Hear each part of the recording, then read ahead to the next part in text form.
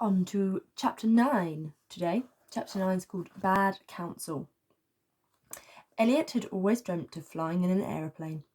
As his family couldn't afford a holiday abroad, he had wondered what it would be like to view the world from thousands of metres up in the air.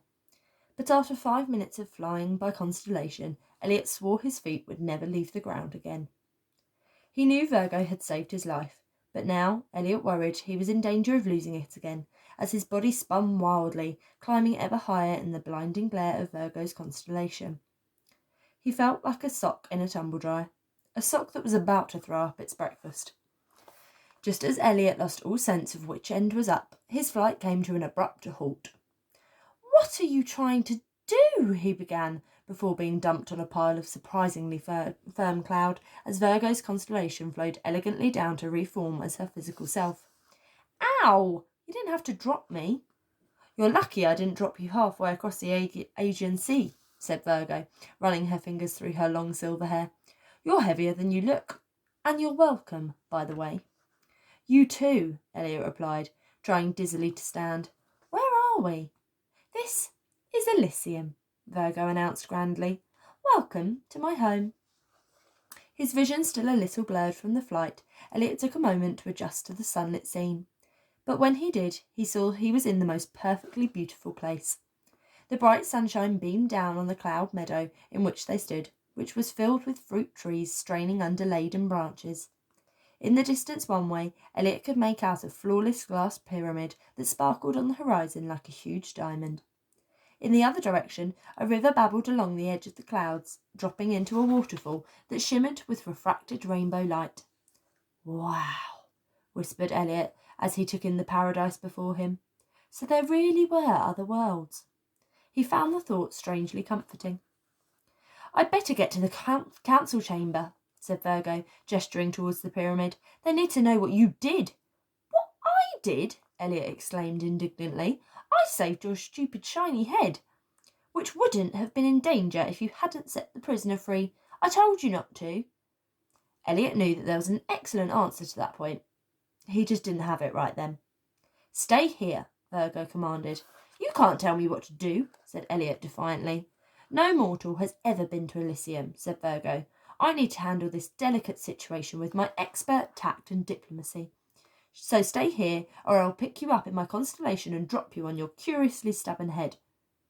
"What will they do?" Elliot conceded. "Something brilliant," Virgo said breezily. "The Zodiac Council has been supporting the immortal community for 2,000 years. This probably happens all the time. They'll have a contingency plan. It'll all be perfectly fine."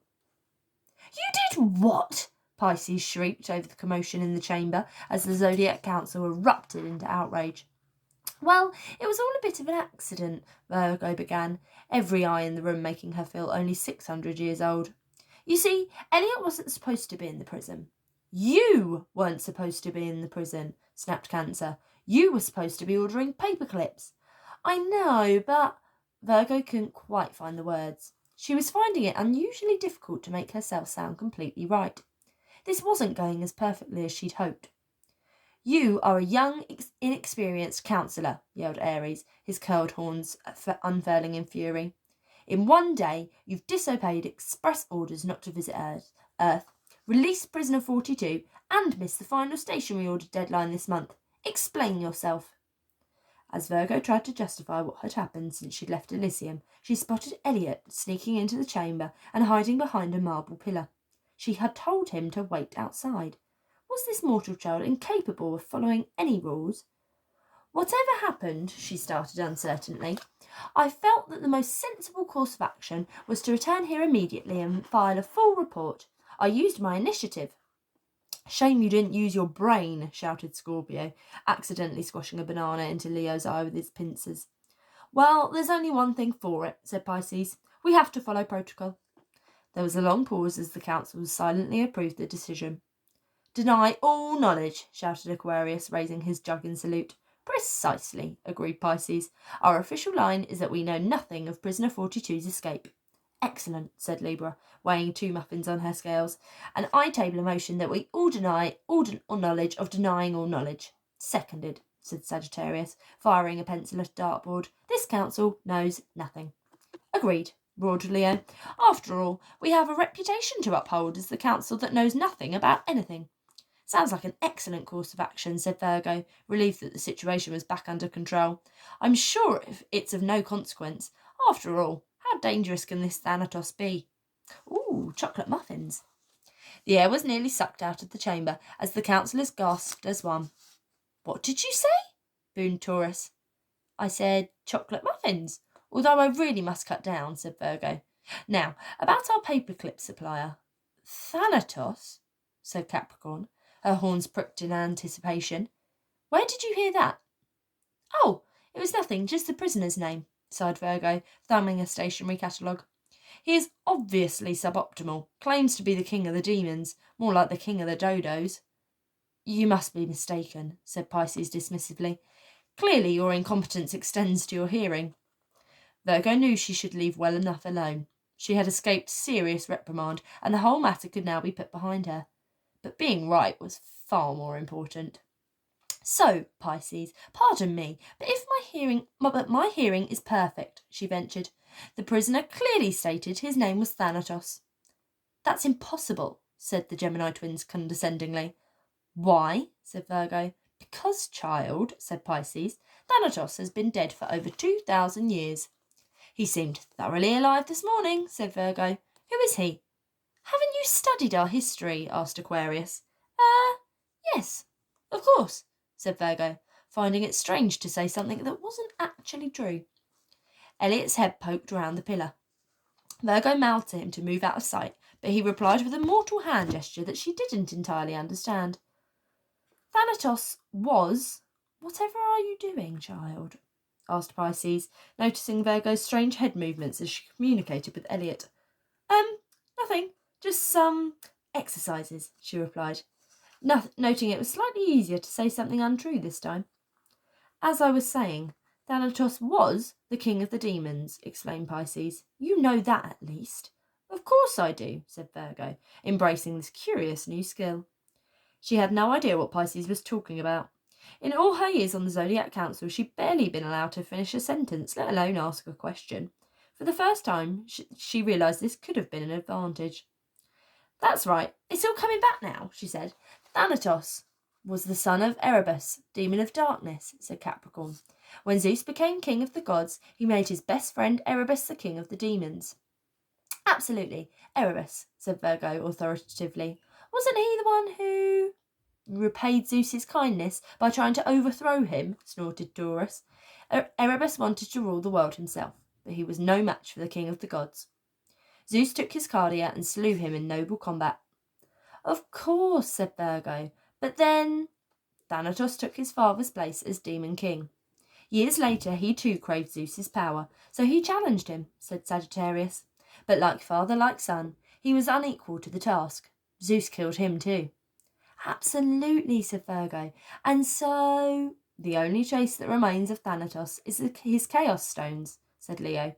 "Indeed," said Virgo. "After all, the Chaos Stones control the elements," bleated Aries. "Earth, air, water and fire. They were a gift from Chaos herself, Erebus's mother. But Thanatos abused the power of the stones, using them to terrorize the mortals with earthquakes, hurricanes, floods and infernos. Thanatos was determined to enslave mortal kind and rule the world. But Zeus won the Chaos Stones when he defeated Thanatos and used them to rid the realms of all the demons he had before he had retired. Took their Cardia and exterminated the lot. And good riddance," explained Pisces. "So you see, child, it is simply not possible for Thanatos to be prisoner 42. Hang on a minute," said Elliot, emerging from behind the pillar to the astonishment of everyone but Virgo. "Elliot," spat Virgo, "I told you to stay outside." "Elliot?" asked Libra. "This is the mortal child." "Yes, I was going to..." "You've brought a mortal to Elysium," roared Leo. "Are you out of your mind?" "No, you see, Thanatos, prisoner 42, was about to kill him, so I rescued him in my constellation," said Virgo proudly. "Haven't you read your contract?" cried Capricorn incredulously. "Council members aren't allowed to reveal their constellations to a mortal." "I told you so," huffed Virgo to Elliot. "No mortal has ever set foot in Elysium," shouted Cancer. Well, it looks like I picked a good time to start, said Elliot, exchanging curious looks with Pisces. Didn't you just say that Thanatos wanted to enslave mortal kind? We know nothing about that, said Libra dismissively. You just said he did. No, she didn't, said Capricorn. She didn't say anything. So you're denying that the chubby golden sheep over there? How dare you, snorted Aries. I'm a ram. Apologies, said Elliot. So you're denying that the chubby golden ram over there just said that there might be a death demon on the loose who can attack mortals with earthquakes, hurricanes, floods, and infernos? No. Technically, he'd need his chaos stones back, and then he could attack mortals with earthquakes, hurricanes, floods, and infernos, said one Gemini twin, earning a slap from the other. Not that we have any knowledge of that. So you look after the immortal community, but when something serious happens, you're not going to do anything? We are a council, explained Taurus. It's not our job to actually do anything. We just have to file the correct paperwork. Thanatos is dead, and even if he weren't, it's not up to us to wage war on vengeful death demons, added Pisces. Not that there are any of those, and if there were, we'd know nothing about them. So this is your perfect system, Elliot said to Virgo, who had sunk under the table with embarrassment. This makes you so much better than mortals. All eyes turned to Virgo, or the top of her head. Elliot had a point. She needed to stand her ground. The child is right, she finally squeaked from beneath the table. If this prisoner 42 is Thanatos, and if he is as dangerous as you say he is, shouldn't we at least try to recapture him? If Thanatos is as dangerous as we say he is, perhaps you shouldn't have let him go in the first place, shouted Libra. Not that he is dangerous, or even exist. I know nothing about it. Well, on behalf of all mortals, you've been a huge help, said Elliot, turning to leave. So if you could beam me back to my jeopardised mortal life, I'd be very grateful. How do I get out of here? Virgo, can you show the way out? She's just leaving, said Pisces. I am? Asked Virgo, poking back up over the table. Yes, you are, said Leo. You're absolutely right. This is your mess, and you need to clean it up, before the word gets out that an immortal prisoner is on the loose. Not that he is. Restore the mortal child to his home, and do not return to Elysium until prisoner 42 is safely back in prison. Not that he's out of it. How am I going to do that? Said Virgo. Your problem, Pisces pronounced. Virgo of the Zodiac Council and guardian of the stationery cupboard, you are to return to Earth and sort out the situation you have created, but not before ordering some more printer ink.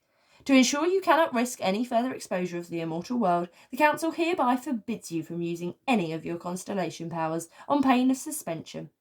What? Shrieked Virgo. You'd suspend me from the Council? No, child, said Pisces grimly. We'd suspend you from immortality.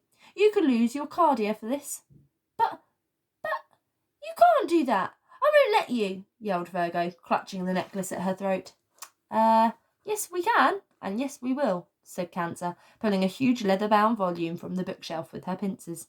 Here it is. Cancer handed the volume to Virgo. What's this? Asked Elliot. The Sacred Code, said Virgo grimly. Our rules.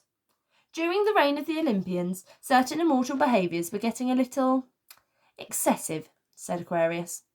When the Zodiac Council took charge, we decided to impose a little order. We made all immortals swear on the sticks that they would abide by the laws of the Sacred Code, explained Sagittarius, including Virgo. Elliot peered over Virgo's shoulders to read the first page, which was covered in pencil notations, post-it notes, and rude pictures in the margins. The Sacred Code, 12,349th edition. Number 1. All immortals have the right to ambrosia. Number 2.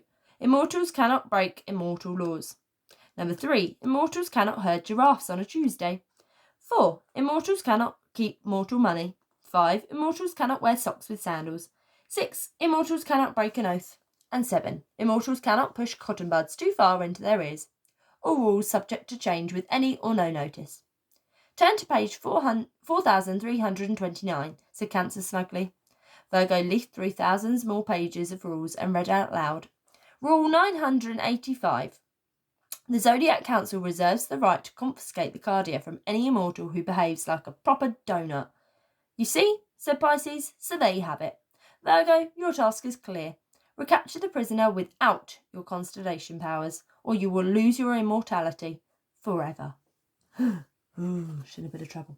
Okay, I will see you in the next video, chapter 10.